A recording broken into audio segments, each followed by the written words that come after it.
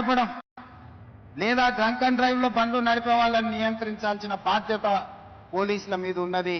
వాళ్ళ మీద కఠినంగా కూడా వ్యవహరించాలి. స్పీడింగ్ తోని మీరు చలానాలు వేస్తున్నారు, కానీ సంవత్సరం అయిన తర్వాత డిస్కౌంట్స్ ప్రకటిస్తున్నారు. దానివల్ల ఎలాగూ తగ్గిస్తారు కదా, మళ్ళీ చూద్దాంలే అన్న వ్యవస్థ ఈరోజు ఒక సమస్యగా అందుకే పోలీస్ సిబ్బందికి శాఖకు నేను సూచన చేస్తున్నా, ఈ చలాన్స్ వేయడం అనేది వెయ్యకుండానే నియంత్రించి వాళ్ళకి అవగాహన కల్పించాలి. తప్పని పరిస్థితిలో ఎవరి మీదైనా చలానా వేస్తే ఒక్క పైసా తగ్గించకండి. మూడవది, వాళ్ళ బ్యాంక్ అకౌంట్స్ తోని డైరెక్ట్ గా డిపార్ట్మెంట్ కి సింక్రనైజ్ చేయండి.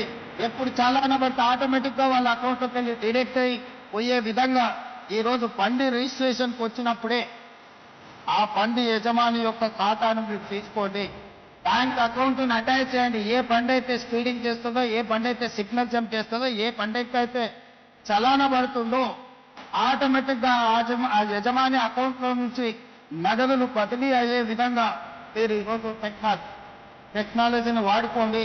బ్యాంకులను కూడా సమన్వయం చేసుకోండి. లేకపోతే ఈ ప్రమాదాలను నియంత్రించడం కష్టమవుతుంది. ఇలాంటి ప్రమాదాలకు పాల్పడే వాళ్ళ పట్ల కఠినంగా వ్యవహరించాలి.